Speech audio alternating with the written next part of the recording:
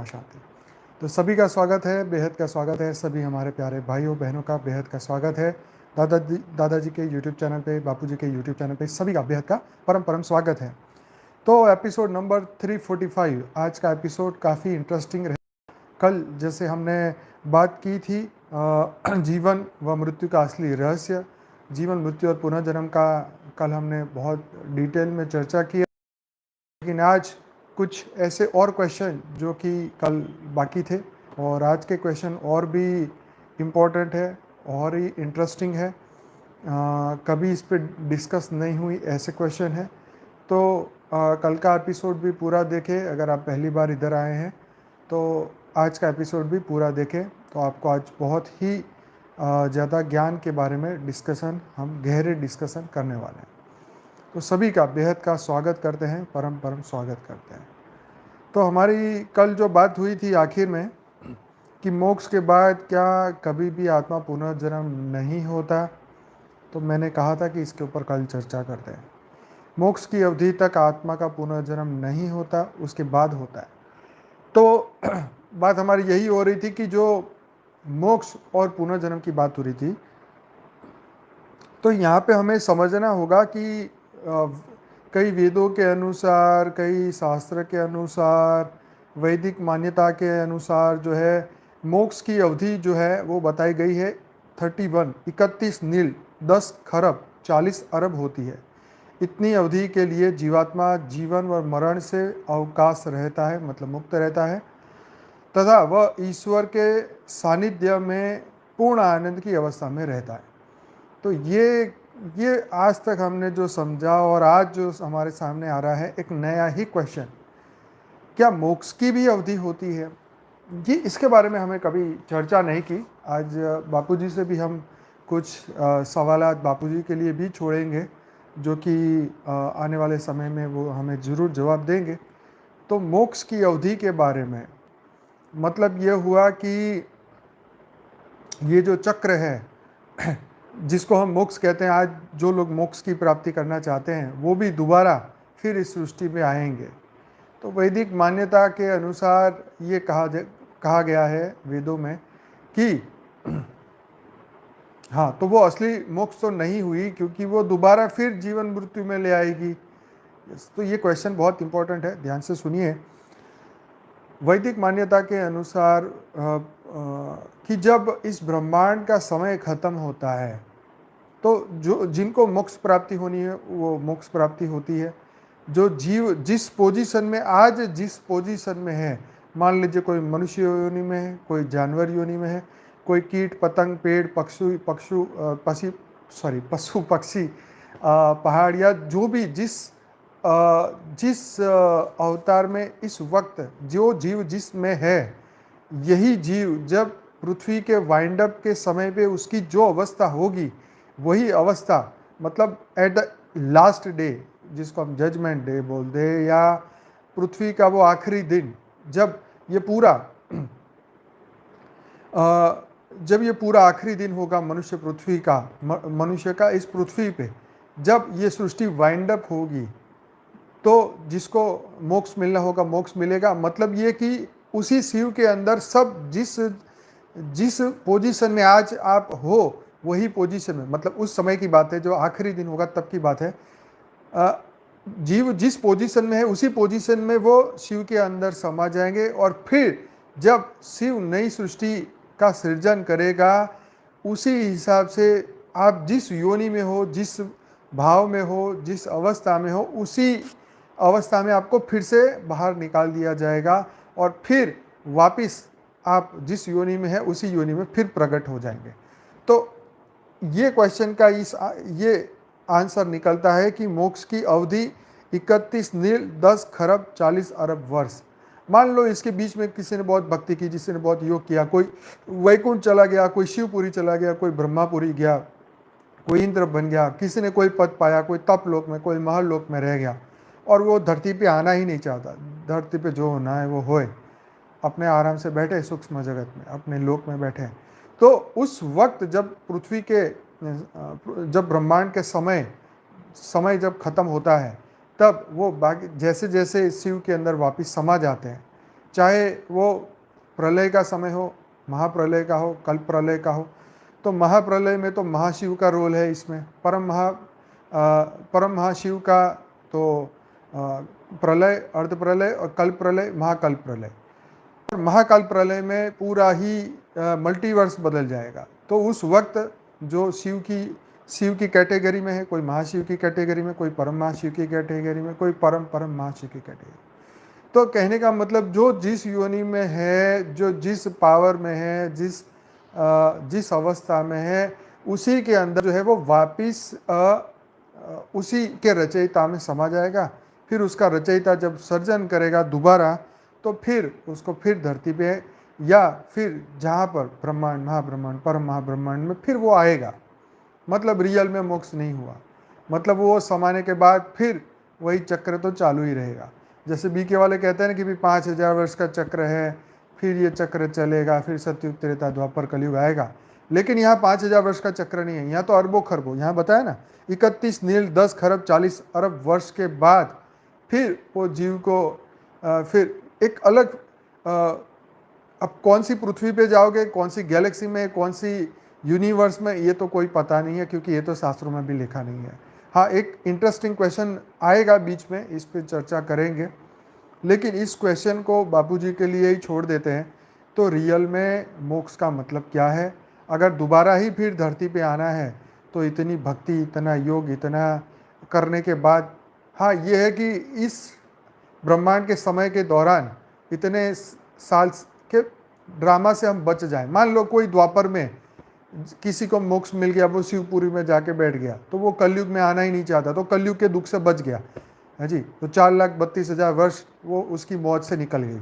लेकिन जो जीव धरती पे आ गए कलयुग में दुखी होने के लिए, उनका तो हाल आप देख ही रहे हो है जी। कुत्ते बिल्लियों, उन जानवरों का भी हाल देख रहे हो, मच्छरों को देख रहे हो, मक्खियों को देख रहे हो, या 84 लाख योनि में फंसे हुए जीव को तो आप देख ही रहे हो। तो बात यहाँ ये हो रही है कि ब्रह्मांड में फंसे हुए जीव अनंत है, इसकी कोई कैलकुलेशन ही नहीं है। मतलब मान लो 700-800 करोड़ मनुष्य जो दिख रहे हैं, इसे अरबों खरबों गुना कितने होंगे वो तो राम जाने, कोई नहीं जानता, कोई सत्य फिगर किसी के पास। ऐसे ही ब्रह्मांड छोड़ो, महाब्रह्मांड में जाओ, कितनी फिगर है वहाँ पे कोई भी नहीं जानता है। परम महाब्रह्मांड में जाओ, उसकी फिगर तो कल्पना भी नहीं कर सकते। और ये मल्टीवर्स की फिगर ढूंढो तो मतलब हमारी कल्पना से सब कुछ बाहर ही है। आप सोचो कि अगर ये लोग ये बोलते हैं कि समुंदर की, पूरी दुनिया के जितने भी समुंदर है उसमें जितनी भी किनारे पे रेत है, रेत के जितने भी कण है उतने ये गैलेक्सियाँ है, ट्रिलियन एंड ट्रिलियन, ठीक है। तो आप सोचो क्रिएशन कितना बड़ा है, मतलब इंसान को सुनते ही चक्कर आ जाएगा, अरे बाप रे कहाँ फंस गए। मतलब ये कि जो जागृत नहीं है वो तो अपने मोह माया में फंसे, वो तो बिजी है, उनके पास तो समय नहीं। लेकिन जो जागृत है, जो आध्यात्म में चल रहे हैं, जो आध्यात्म को सच मान रहे हैं, उनको भी चक्कर आ जाएगा ये बातें सुन के कि बाप रे ये तो कितना बड़ा पाताल कुआं है, कहते हैं ना इसका कोई अंत ही नहीं है। ऐसे पाताल कुएं में फंस चुके हैं आत्माएं, जीवात्माएं, चाहे श्रेष्ठ आत्माएं हो, बेहद की आत्माएं हो, या कोई भी आत्माएं हो, वो ऐसे पाताल कुएं में फंस गई है कि पता नहीं कब निकलेगी, इसमें से कब निकलने का मौका भी मिलेगा या नहीं मिलेगा, या फिर माया पकड़ लेगी, या फिर माया अच्छे डंडे लगाएगी, या फिर फंसाएगी, तो राम जाने। ये तो समय समय की बात हो रही है, लेकिन चलो आगे बढ़ते हैं, समय तो खूब चल रहा है तेज़ी से, हमारे 9 मिनट भी निकल गए। तो क्वेश्चन ये था, क्या मोक्ष के बाद पुनर्जन्म होता है? तो इनके हिसाब से जो कुछ वेदों के अंदर लिखा है, उसके बाद मोक्ष के इतने समय बाद फिर ब्रह्मांड का सर्जन होगा, फिर तुम्हें सूक्ष्म शरीर मिलेगा, फिर तुम धरती पे आ जाओगे, या सूक्ष्म जगत में कहीं पर घूमते रहोगे, फिर तुम आना ही है, ये तो तय हो गया, ठीक है जी। तो ये अनंत यात्रा हो गई, सच में अनंत की यात्रा हो गई, अनंत यात्रा हो गई। अब पता नहीं इसको आप क्या क्या नाम दे सको, अनंत अनंत अनंत अनंत अनंत अनंत इनफाइनाइट की यात्रा, जिसका कोई अंत ही नहीं है, ऐसी यात्रा। मल्टीवर्स में चक्कर खा के खो गए तो फिर बस घूमते रहो। वह इसमें बहुत इंटरेस्टिंग क्वेश्चन आने वाले हैं, मुझे लगता है ये है ये हमारे पूरे साल का गजब का वीडियो है, तो ध्यान से सुनिए, आगे बढ़ते हैं, मज़ा आएगा। अब आगे क्वेश्चन है, लेकिन मोक्ष तो सदा काल के लिए होता है, तो फिर मोक्ष की एक निश्चित अवधि कैसे हो सकती है? ठीक है जी। तो सीमित कर्मों का फल असीमित फल नहीं होता। यौगिक दिव्य कर्मों का फल हमें ईश्वर आनंद के रूप में मिलता है। देखो क्या लिखा है, यौगिक दिव्य कर्मों का फल हमें ईश्वर आनंद के रूप में मिलता है। मतलब जो हम जो बढ़िया कर्म कर रहे हैं, यस, नील मीन्स जो अरब और खरब से भी आगे जो एक बहुत बड़ी फिगर है उसको नील बोलते हैं। उसके लिए आपको गूगल ही सर्च करना पड़ेगा, इसका इंग्लिश क्या है मैं नहीं जानता हूँ, तो आप ज़रा गूगल करके देख लीजिए नील खरब अरब का क्या कितने ज़ीरो पीछे आते हैं। बहुत अच्छा है, आप देख लेंगे तो पता चल जाएगा। यस, तो सीमित कर्मों का फल कभी असीमित फल नहीं होता। यौगिक दिव्य कर्मों का फल हमें ईश्वर आनंद के रूप में मिलता है, देते हैं। तो हम जो परम आनंद की प्राप्ति करते हैं तो वो हमारे दिव्य कर्मों का फल है, बेहद के कर्मों का फल है। तो जब ये मोक्ष की अवधि समाप्त हो जाती है तो दोबारा से आत्मा शरीर धारण करती है। ये क्या बोलते हैं, ये उनकी अवधारणा है, धारणा है। यस, ये कह सकते हैं। मोक्ष की अवधि जो है हमने बताई, मोक्ष का समय 31 नील 10 खरब 40 अरब वर्ष, जब तक आत्मा मुक्त अवस्था में रहती है।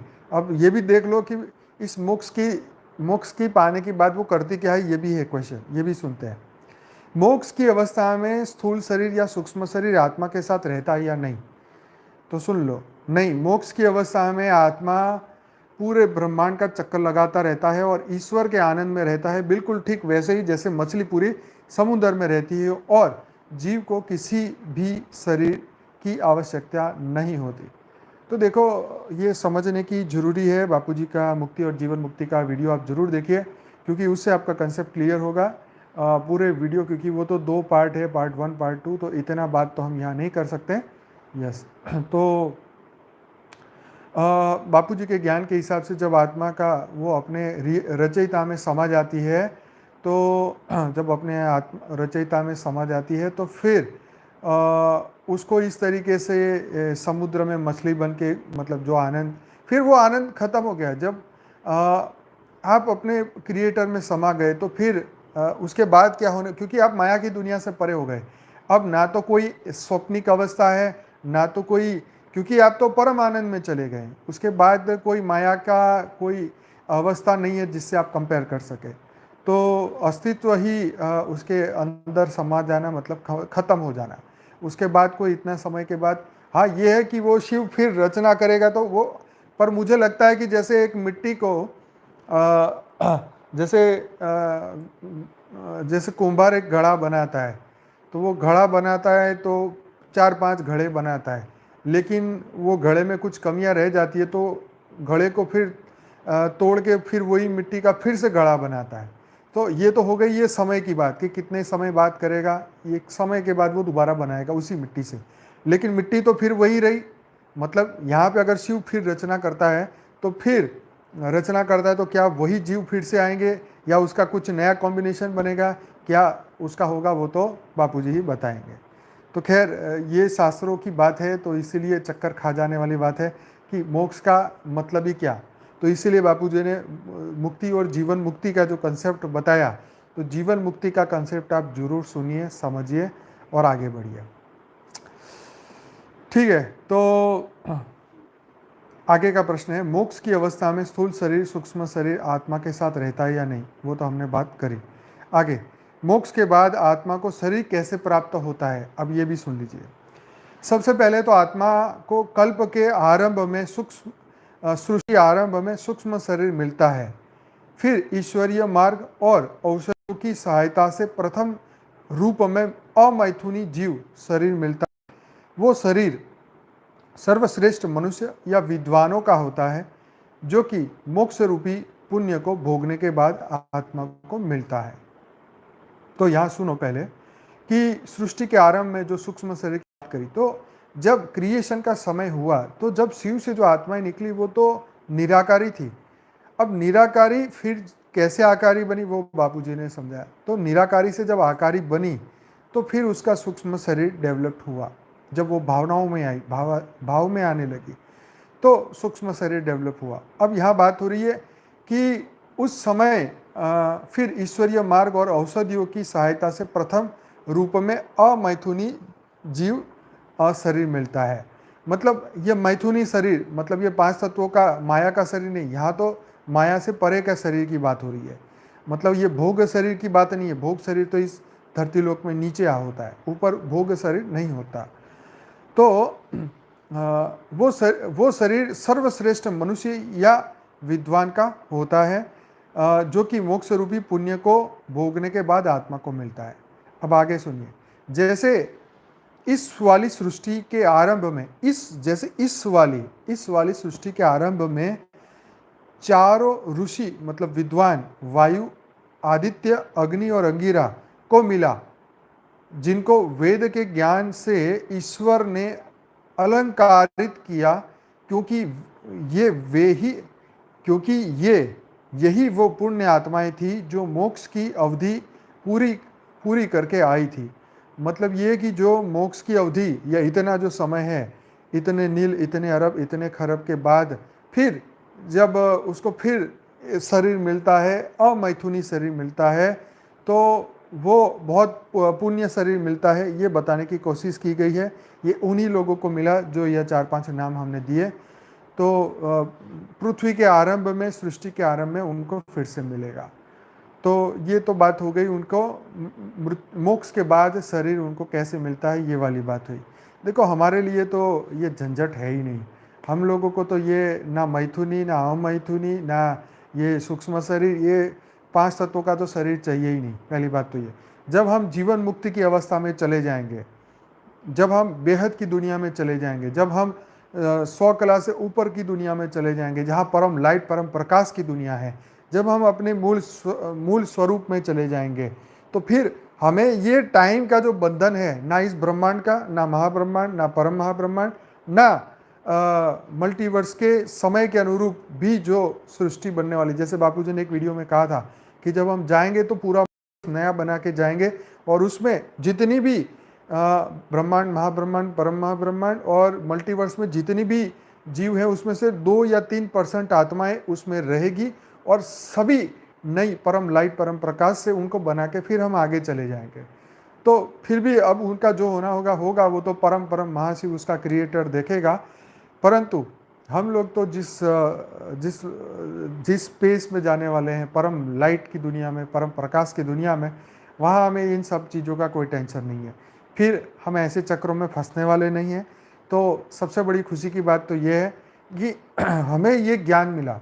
देखो इतने सारे विद्वान लोग थे, लेकिन इसमें एक क्वेश्चन बहुत इंटेलिजेंट आएगा जो चर्चा करेंगे, कि इतने सारे इंटेलिजेंट होने के बाद भी, इतने महान आत्माएं होने के बाद भी उनको दूसरी सृष्टि, दूसरे ब्रह्मांड, महाब्रह्मांड, अनंत शिव, महाशिव, परम महाशिव का ज्ञान नहीं मिला, या महापरिवर्तन का ज्ञान नहीं मिला।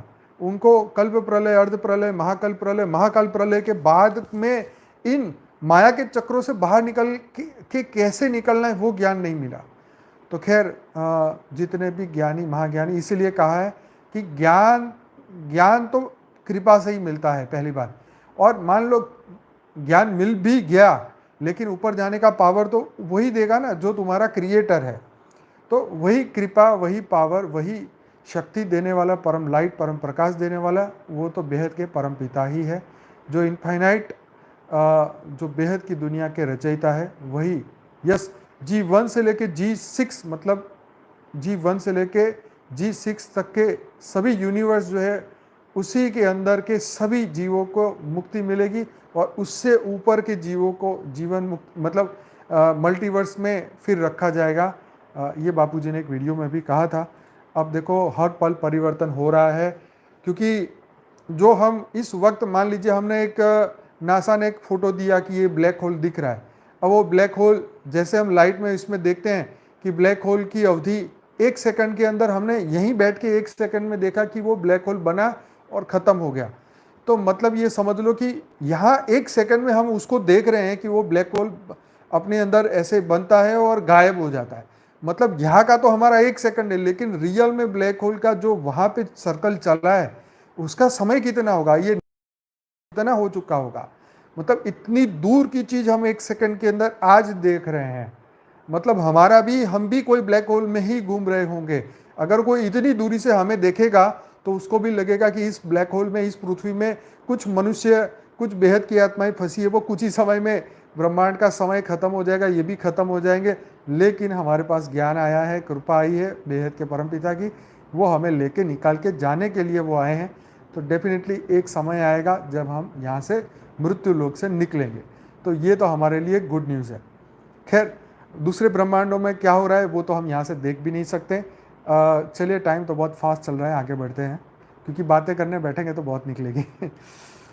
अब देखो, मोक्ष की अवधि पूरी करके आत्मा को मनुष्य शरीर ही मिलता है या जानवर का मिलता है, ये समझ लो।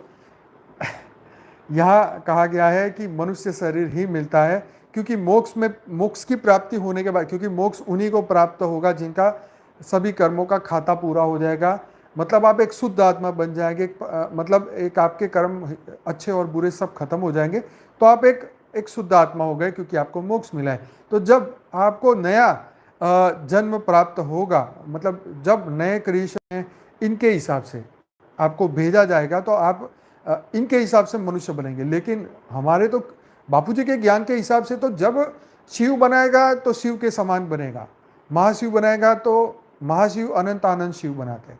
परम महाशिव रचना करेंगे तो महाशिव बनाएंगे, तो परम परम महाशिव बनाएंगे तो परम परम शिव बनाएंगे। तो जो जो जितनी कला की पावर, जिसके पास जितनी होगी उतनी ही कला का उसका क्रिएशन होगा। सिंपल सी बात है।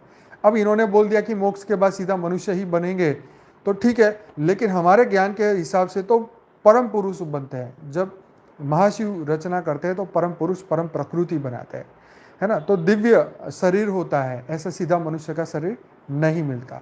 ये तो मैथुनी सृष्टि है, वो तो मैथुनी सृष्टि नहीं है, वो तो ऊपर की दुनिया है। तो ये भी समझना बहुत ज़रूरी है। जो ज्ञानी है वो तो समझ जाएंगे। और यस, G1 से G7 तक की मुक्ति की बात कही थी।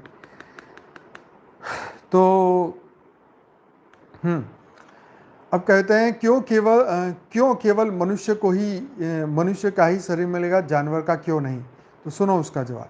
क्योंकि मोक्ष को भोगने के बाद पुण्य कर्मों का तो भोग लिया, और इस मोक्ष की अवधि में पाप तो किया नहीं, ठीक है। तो फिर जानवर का तो बनना संभव ही नहीं है। तो रहा केवल मनुष्य जन्म, जो कि कर्म सूक्ष्म आत्माओं को मिल जाता है।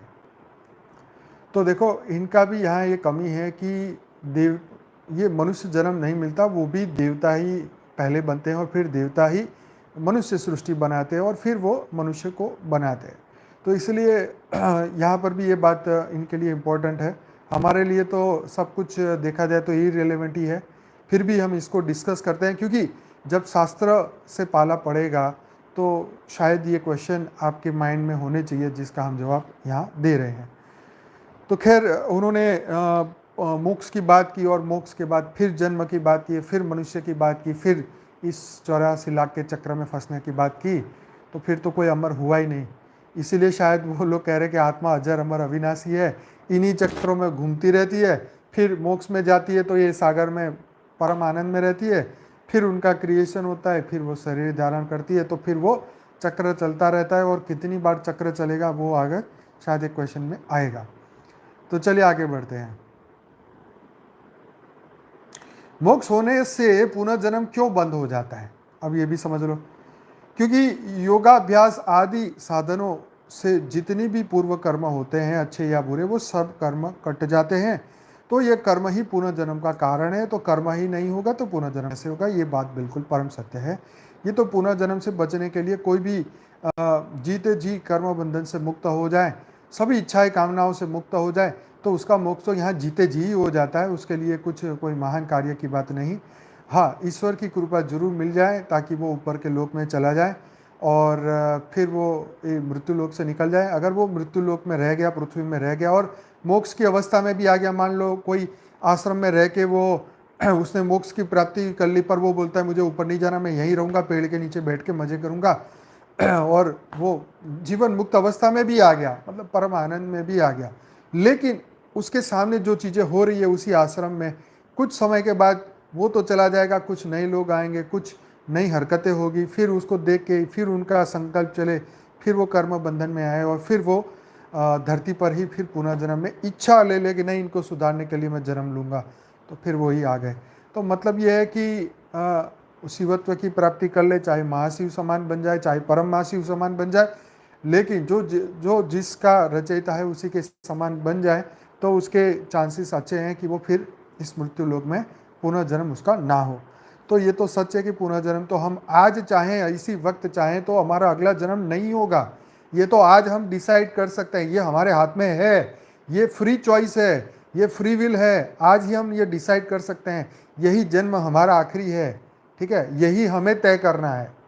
ठीक है, अब इसके बाद किस ब्रह्मांड में अभी ज्ञान तो हमें मिल ही गया, हमें पता तो चल ही गया, थियरी तो समझ आ ही गई, अब प्रैक्टिकल तो लास्ट में परम गति प्राप्त करनी है, वो हमारे संकल्पों पे होगी।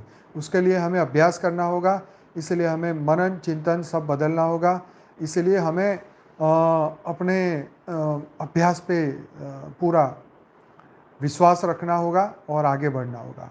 यस, हमें तो पूरा निश्चय रखना है कि पूरा मल्टीवर्स बदलने के लिए दादाजी धरती पे आए हैं, सिर्फ ब्रह्मांड महाब्रह्मांड की बात नहीं। अगर ये हो सिर्फ इतना ही कारण होता तो वो कब से बदल लेते, पर पूरे मल्टीवर्स को ही बदलना है। और इसी के साथ ही, क्योंकि ये तो अनंत सृष्टि है, कोई आप एक पल में आंखें बंद करके खोलोगे तो कितने ब्रह्मांड बन गए, कितने खत्म हो गए, राम जाने क्या, कितने मोक्ष मिल गया, कितने का पुनर्जन्म हो गया, कितनी इच्छाएं कामनाएं हो गई, कोई फिर क्रिएशन कर देगा, कोई फिर महल बना देगा, राम जाने एक पल में क्या से क्या हो सकता है, ये तो आप धरती लोक पे देख रहे हैं। तो खैर हर पल का अभ्यास करना है इन शॉर्ट। तो पुनर्जन्म से छूटने का उपाय क्या है, तो ये हमने अभी चर्चा की। पुनर्जन्म से छूटने का उपाय है योग मार्ग से मुक्ति या मोक्ष को प्राप्त करना। ये तो भक्ति मार्ग वाली बात हो गई, शास्त्रों की बात हो गई। तो पुनर्जन्म तो तभी होगा ना जब आप सभी कर्मों से मुक्त हो जाएंगे, इच्छा कामनाएं वासनाएं द्वेष, मतलब अगर आज आपके हृदय में किसी के लिए भी द्वेष द्रोणा काम क्रोध लोभ मोह अहंकार है तो आपका पुनर्जन्म होगा होगा होगा। कहीं पर भी आप नहीं जाने वाले, ना ब्रह्मांड को भी क्रॉस नहीं कर पाओगे, ना महाब्रह्मांड में कहीं पर भी नहीं जाओगे, यहीं पे रहोगे, फिर अभ्यास करोगे, इस जन्म में नहीं तो अगले जन्म में करोगे, फिर कहीं फिर ज्ञान ढूंढोगे। तो ये तो बात पक्की है, इसीलिए बापूजी परिवर्तन करो, स्व परिवर्तन करो, स्व परिवर्तन करो। एक ही उपाय है, आखिरी उपाय है। जब तक आखिरी दिन ना आ जाए तब तक ये करते ही रहना पड़ेगा, जब तक श्वास चलता रहेगा तब तक ये करता रहना पड़ेगा, इससे कोई छुटकारा किसी का नहीं होगा। यस, अब उसके लिए जो आपको तुक्के लगाने लगा लो, जो परिश्रम करना है कर लो, जो भी मेहनत करनी लेबर करनी, जो आपको योग करना है, जो आपको साधना करनी है, जो आपको कर्म करना है हद के बेहद के, वो आपको तय करना है, क्योंकि आपके पास फ्री विल है। चलो आगे बढ़ते हैं, क्योंकि अभी भी 10 क्वेश्चन बहुत इंपॉर्टेंट बाकी है। कर्म कितने प्रकार के होते हैं ये भी सुन लो। मुख्य रूप से कर्मों को 3 भागों में बांटा गया, सात्विक, राजसिक और तामसिक। तो सात्विक कर्म क्या है? सत्य भाषण, विद्या ध्ययन मतलब विद्या को प्राप्त करना, परोपकार करना, दान दया सेवा आदि, ये है सात्विक। राजसिक क्या है? मिथ्या भाषण मतलब खाली गपोड़े बकवास झूठ बोलना, क्रीड़ा, स्वाद लोलुपता, स्त्री आकर्षण, चलचित्र आदि, ये राजसिक हो गया। और तामसिक कर्म क्या हो गया? चोरी चकारी, यस जुआ, ठगी, लूटमार, अधिकार हनन आदि, ये तो आप सब जानते ही हैं, महाज्ञानी हैं आप। और जो कर्म इन तीनों से बाहर है वे दिव्य कर्म कहलाते हैं। ठीक है जी, ये सभी चीज़ों से ऊपर वो है दिव्य कर्म, जो कि इसको मतलब हम विश्व कल्याण की भावना कहेंगे, अपने रचयिता को हर पल याद करना और विश्व कल्याण। तो ये दिव्य कर्म है जो कि ऋषियों और योगियों द्वारा किए जाते हैं। तो ये भी समझ लो आप किस श्रेणी में आ रहे हो, ऋषियों में, योगियों में, योगी में या भोगियों में। ठीक है जी, इसी कारण उनको हम तीनों गुणों से परे मानते हैं। किनको? महापुरुष को, जो कि ऋषि योगी, मतलब महापुरुष तो एक हायर कैटेगरी हो गई, जो 12 से लेके 16 कला तक की पावर उनके अंदर होती है, शायद इससे भी ज़्यादा हो सकती है।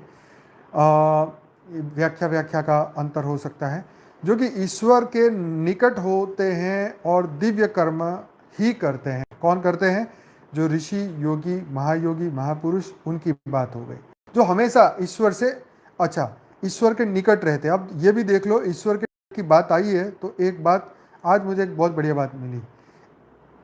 एको ही ब्रह्म द्वितीयो नास्ति, ये सुन लो, क्या है? एको ही ब्रह्म द्वितीयो नास्ति। एक मिनट, जरा मुझे ढूंढ लेने दो, गलत ना बोलूं। एको ही ब्रह्म द्वितीयो नास्ति का अर्थ क्या होता है ये भी समझ लो। यस, मतलब तुम सिर्फ ब्रह्म के साथ हो, उसी को याद करते हो तो उसी के समान, उसी, जब आप उसी के साथ हो, ठीक है, तभी तुम्हारा कल्याण होगा। दूसरा आया, क्या? द्वितीयो नास्ति मतलब दूसरा अगर आ गया उसमें, तो फिर आप ब्रह्म के साथ नहीं हो।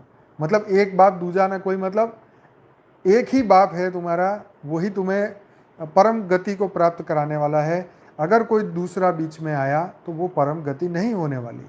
तो एको ही ब्रह्म द्वितीयो नास्ति का अर्थ ये है कि एक मैं ही हूँ, दूसरा कोई नहीं। इसका अर्थ है कि ब्रह्मांड में एक ईश्वर ही है, दूसरा और कोई है ही नहीं। वही सर्वभूतों में विद्यमान है, सही सर्वत्र रमा हुआ है। जितने भी स्वरूप दिखाई दे रहे हैं सब में उसकी सत्ता है। तो ये समझ लो, जब भी कोई बोलता है कि मुझे किसी ने भूत प्रेत ने ये कर दिया, मेरे पे तांत्रिक हो गया, मेरे पे फलाना हो गया, ढिकना हो गया, तब ये बात दिमाग में लाना, एक ही हो ब्रह्म दूजो नास्ति द्वितीयो नास्ति। मेरा तो ऊपर वाला ही है, मैं उसी को मानता हूँ, मेरी पूरी सत्ता उसी के पास है। ठीक है, अब मैंने अपनी चाबी उसके पास दी है, अब उसमें मेरे में भूत घुसने हैं या जो घुसना है वो ऊपर वाला तय करेगा। जो ये मान लेगा वो इन चीज़ों से परे हो जाएगा, और जो यही मानेगा द्वितीय ही नास्ति वाला, मतलब दूसरा ही मेरे पे राज कर रहा है, भूत प्रेत मेरे पे असर कर रहा है जी, फालतू लोग मेरे पे असर कर रहे हैं, तो फिर तुम्हें वही मुबारक। गीता में वही बोला, जिसको अपनी सत्ता दोगे, जिसका ध्यान करोगे, जिसको याद करोगे, उसी के पास जाओगे तो तुम्हें वही मुबारक होगा। ठीक है, तो ये बात आज कहीं सुनते सुनते पढ़ते पढ़ते मेरे सामने आ गई, तो इसीलिए यहाँ बात हो रही कि ईश्वर के निकट कौन है। ईश्वर के निकट वही है जो ईश्वर की ही याद में रहते हैं। आई बात समझ में? चलिए, तो वो दिव्य कर्म करते हैं, जो श्रेष्ठ कर्म करते हैं, जो बेहद के कर्म करते हैं, विश्व कल्याण करते हैं, परम परम परम आनंद में रहते हैं, परम परम परम महाशिव बेहद के बाप की याद में रहते हैं। वही एक ही लगन में मगन रहो, बहुत सही लिखा आपने, बस एक ही लगन, एक ही लगन के मगन में। ब्रह्म एक ही है, दूसरा नहीं है। यस, चलिए आगे बढ़ते हैं, 33 मिनट हो गए। प्रश्न है, किस प्रकार के कर्म करने से मनुष्य योनि प्राप्त होती है? सात्विक और राजसिक कर्मों के मिले-जुले प्रभाव से मानव देह मिलता है। यदि सात्विक कर्म बहुत कम है और राजसिक अधिक हो तो मानव शरीर को प्राप्त होगा। परंतु किसी नीच कुल में यदि सात्विक गुणों का अनुपात बढ़ता जाएगा तो मानव कुल उच्च ही होता जाएगा। जिसने अत्यधिक सात्विक कर्म किए होंगे वो विद्वान मनुष्य के घर पर ही जन्म लेगा। तो ये शास्त्रों के अनुसार लिखा हुआ है। तो ये तो कॉमन क्वेश्चन है, आप सब जानते ही हैं। यस, किस प्रकार के कर्म करने से आत्मा जीव जंतुओं के शरीर को प्राप्त होता है, ये भी सुन लो। तामसिक और राजसिक कर्मों के फलस्वरूप जानवर शरीर आत्मा को मिलता है। जितना तामसिक कर्म अधिक किए होंगे उतनी ही नीच योनि उस आत्मा को प्राप्त होती चली जाएगी। जैसे लड़ाई स्वभाव वाले, मांस खाने वाले को कुत्ता, गीदड़, सिंह, सियार आदि का शरीर मिल सकता है, और घोर तामसिक कर्म किए हुए को सांप, नेवला, बिच्छू, कीड़ा, कॉकरोच, छिपकली आदि। तो आप सिर्फ इतना ही सोच लो कि अगर आप सांप की पूजा कर रहे हो तो आप किसकी पूजा कर रहे हो? बस जवाब मैं नहीं दूंगा, आप अपने आप सोचो। तो ऐसे ही कर्मों से नीच शरीर मिलते हैं, और ये जानवरों के शरीर आत्मा की भोग योनियां है। ठीक है जी। तो सोच लो, जो तामसिक कर्म कर रहा है, जो बुरे कर्म कर रहा है, जो आतंकवादी लोगों को मार रहा है, या जो किसी को पीड़ा दे रहा है, उसका क्या होने वाला है। ये तो शास्त्रों में बता ही दिया कि भाई सांप, नेवला, बिच्छू, कीड़ा, कॉकरोच, छिपकली बनने के लिए तैयार हो जाओ। ठीक है, जो इसी इसी चीज़ में आनंद की प्राप्ति समझते हैं, उनके लिए खुला रंगमंच है। जो किरदार चाहो वो पसंद कर लो। ठीक है, आपको फ्री विल है, जिसके कपड़े पहनने हैं वो पहन लो। जिसके कपड़े पहनोगे उसी के लक्षण आ जाएंगे और फिर तुम वही बन जाओगे। तो बस लक्षण भी बता दिए, किससे क्या होने वाला वो भी बता दिया, फल भी बता दिया। फिर ऊपर वाले की ओर मत देखना कर्म करने के बाद कि प्रभु क्या मिलने वाला है, अगला लॉटरी मिलेगी या लॉटरी जाएगी। ठीक है, तो बस वही है। आगे देख लो क्या है। तो फिर यह किसको पता चल सकता है, क्या पता चल सकता है, यही जो ऊपर डिस्कस किया कि किसको क्या मिलने वाला है, ये किसको पता चलेगा। तो सुन लो, केवल एक सिद्ध योगी ही यह जान सकता है, योगाभ्यास से उसकी बुद्धि से अत्यंत तीव्र हो चुकी होती है कि वह ब्रह्मांड एवं प्रकृति के महत्वपूर्ण रहस्य अपनी योग शक्ति से जान सकता है। उस योगी को ब्रह्म बाह्य इंद्रियों से ज्ञान प्राप्त करने की आवश्यकता नहीं रहती। वह अंतर्मन और बुद्धि से सब जान लेता है। उसके सामने भूत भविष्य दोनों सामने आ खड़े हो जाते हैं। इसके कई एग्जाम्पल हमने रामायण, महाभारत और कई ऐसे जगहों पे हमने सुने हैं जी। तो मतलब जो महापुरुष हैं, जो जो महर्षि हैं, उनको तो पूरे ब्रह्मांड में कब अवतार होने वाला है, कब तुम्हें जैसे उसने बोला कि भाई मुझे पत्थर बना दो। ठीक है, तो उसको पत्थर तो बनाने का दे दिया, तो बोले पत्थर से मुक्ति कैसे मिलेगी। तो बोले जब वो अवतार धरती पे आएंगे तब वो तुम्हें मिलेंगे, वो तुम्हारे पे पैर रखेंगे, तो फिर तुम अहिल्या की अहिल्या बन जाओगी। मतलब जो भी, तो ये जो आशीर्वाद देते वो पहले ही जानते हैं कि ये अवतार होने वाला है, विष्णु का अवतार होगा या शिव का अवतार होगा, वो तुम्हें मोक्ष देगा या तुम्हें यहाँ से इस योनि से मुक्त कराएगा। जैसे हमने वो बात की थी नहीं, वो हाथी की और एक मगरमच्छ की, जय विजय की, कि उनको श्राप मिला था, है ना। तो वो ऋषि ने श्राप दिया था, वो अंदर नहीं जाने दे रहा था, तो श्राप मिला, तो फिर जाओ। हाँ, फिर ब्रह्मा जी ने उनको भी श्राप दिया कि जा तू गंधर्व योनि में चला जा। मतलब उनके ही पुत्र को, नारायण नारायण जो कर रहे थे, महर्षि को श्राप मिल गया। मतलब उनके मुक्ति का भी कारण बता देते। तो ये किसको मिलता है, ये ज्ञान तो यहाँ बता दिया, उन ब्रह्मर्षियों को मिलता है, महापुरुष को मिलता है। ये आम आदमी की बात यहाँ नहीं है। ठीक है जी, तो अब आगे बढ़ते हैं। यह बताओ कि योगी यह सब कैसे जान लेता है। तो ये एक बहुत बड़ा क्वेश्चन है, इसके लिए बाद में बात कर सकते हैं। क्या पुनर्जन्म के कोई प्रमाण है। पुनर्जन्म के बहुत प्रमाण है, इसके ऊपर भी हम दोबारा एक नया टॉपिक लेके आएंगे, चर्चा करेंगे, क्योंकि अभी हमारे पास सिर्फ 2 मिनट बाकी है। क्या इस पुनर्जन्म को सिद्ध करने के लिए कोई उदाहरण है। भाई अनगिनत, यस अनगिनत उदाहरण है। सिर्फ एक ही बात कर दूँ फॉर एग्जांपल, तो आपने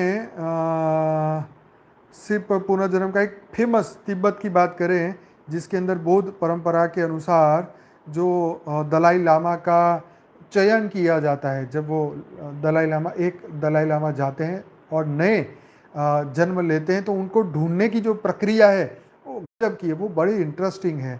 कभी देखिएगा, सुनिएगा, इस पर भी चर्चा करेंगे मौका मिलेगा तो, क्योंकि ये भी बहुत जानने वाली है। ज़्यादा लोग इसके ऊपर फोकस नहीं करते इसलिए। तो लेकिन ये सब मन गढ़ंत बातें हैं, हम विज्ञान के युग में इसको नहीं मान सकते, क्योंकि वैज्ञानिक रूप से बातें बेकार सिद्ध होती है। क्या कोई तार्किक वैज्ञानिक आधार है इन बातों को सिद्ध करने के लिए। तो यस, ये पूरा जो ज्ञान है तर्क से प्रूफ हो सकता है, तर्क से ब्रह्म को जाना जा सकता है। ठीक है जी, तो ठीक है, आज का यही प्रोग्राम यहीं समाप्त करते हैं। एक क्वेश्चन बाकी रह गया जो कि इंटेलिजेंट वाला था। अभी 2 मिनट बाकी है, चलो सुन ही लो एक क्वेश्चन और उसका आंसर भी बता दूं फटाफट। क्या पुनर्जन्म केवल पृथ्वी पर ही होता है या किसी और ग्रह पर भी होता है? देखो ये बहुत इंटेलिजेंट क्वेश्चन बाकी था, ये सुन लो। उत्तर है पुनर्जन्म पूरे ब्रह्मांड में यत्र तत्र होता होता है। कितने असंख्य सौर मंडल है, कितनी ही पृथ्वियां हैं, तो एक पृथ्वी के जीव मरकर ब्रह्मांड में किसी पृथ्वी दूसरी पृथ्वी पर किसी न किसी शरीर में भी जन्म ले सकते हैं। ये ईश्वरीय व्यवस्था के अधीन है। सुन लो कान खोल के। परंतु यह बड़ा ही अजीब लगता है कि मान लो कोई हाथी मरकर मच्छर बनता है, तो इतने बड़े हाथी की आत्मा मच्छर के शरीर में कैसे घुसती है, तो इसके बारे में बात करेंगे। लेकिन यहाँ पे बात हो रही थी, हाँ देखो यहाँ आगे लिखा है, यही तो भ्रम है आपका कि आत्मा जो है वो पूरे शरीर में नहीं फैलती है, वो तो हृदय के पास छोटे अणुरूप में होती है। सब जीवों की आत्मा एक सी है, चाहे वो व्हेल मछली की हो, चाहे वो चींटी की हो। लेकिन यहाँ क्वेश्चन ये नहीं है, क्वेश्चन ये है कि क्या पुनर्जन्म पृथ्वी पे होगा, क्या अन्य ग्रहों पर होगा, क्या? तो यहाँ देखो, यहाँ अन्य सौर मंडल की बात इन्होंने खुद स्वीकार की है कि अनेकों पृथ्वियाँ हैं, ये भी उन्होंने स्वीकार किया है। तो मरकर कोई और ब्रह्मांड में कोई और पृथ्वी पे जाएंगे, ये बात भी यहाँ स्वीकार की गई है। तो यहाँ पे बिल्कुल सच बात बापूजी ने बताई कि मल्टीवर्स से आत्माएं घूमती घूमती घूमती इस वक्त इस ब्रह्मांड में मौजूद है। कई गैलेक्सियों से आई हैं, कई अनंत गैलेक्सियों में घूमती घूमती इस वक्त इस ब्रह्मांड में इसी समय आई है।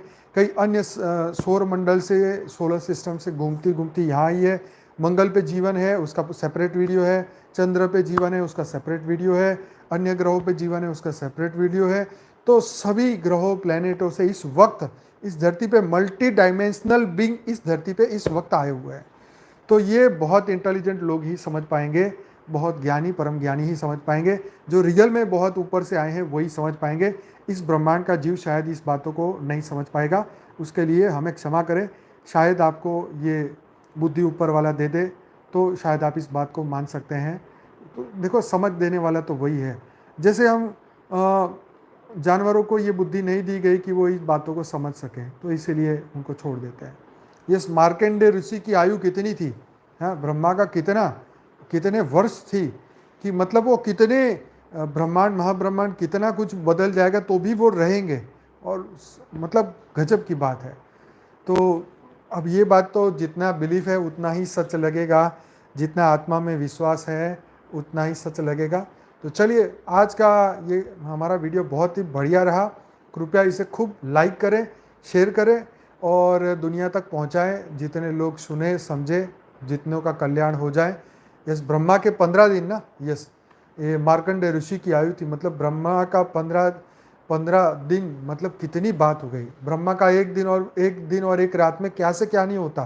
तो 15 दिन तो बहुत बड़ी एज है उनकी।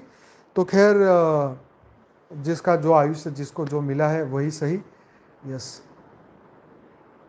चलिए, तो वीडियो को लाइक करें, कमेंट करें, शेयर करें, इस वीडियो को ज़्यादा से ज़्यादा दुनिया तक पहुंचाएं।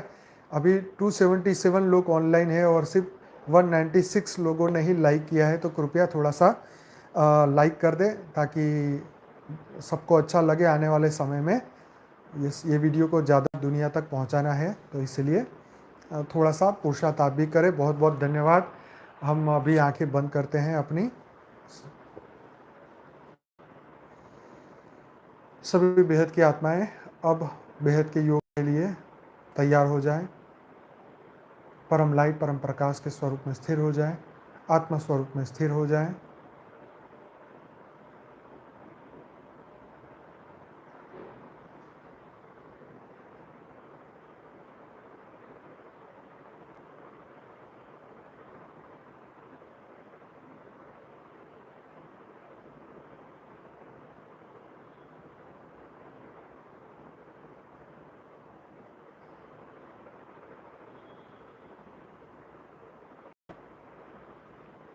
एकदम रिलैक्स होके पूरा हमारा शरीर एकदम रिलैक्स हो चुका है। मन, बुद्धि, संस्कार एकदम शांति, परम शांति में आ चुके हैं। हमारी आत्मा भृगुटी के बीच में परम लाइट, परम प्रकाश का महासूर्य की तरह प्रकाशित हो चुकी है। पूरा वाइट लाइट, पूरा वाइट लाइट का एक पूरा वाइट लाइट का एक बॉल पूरे शरीर में परम प्रकाश फैल चुका है, परम लाइट फैल चुकी है।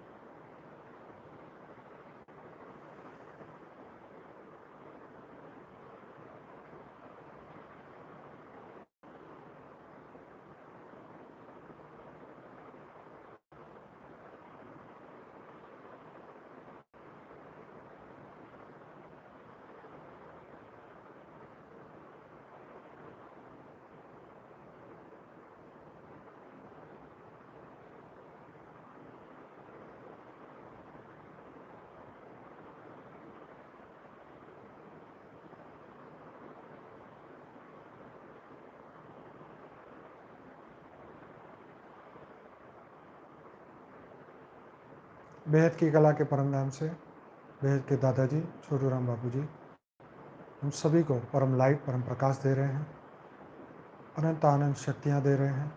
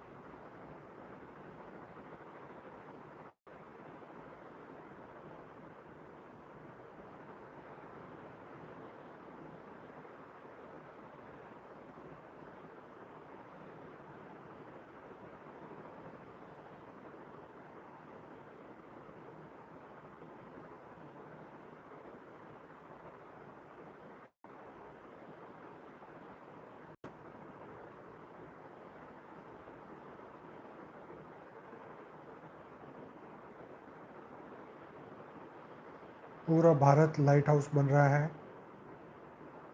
पूरी पृथ्वी लाइट हाउस बन रही है, पूरा ब्रह्मांड, महाब्रह्मांड, परमब्रह्मांड, पूरा मल्टीवर्स लाइट हाउस बनता जा रहा है। समस्त मल्टीवर्स परम लाइट, परम प्रकाश से भरता जा रहा है। परम परम परम महाशांति चारों ओर फैलती जा रही है। हर मनुष्य के अंदर परम लाइट, परम प्रकाश, परम महाशांति आ रही है।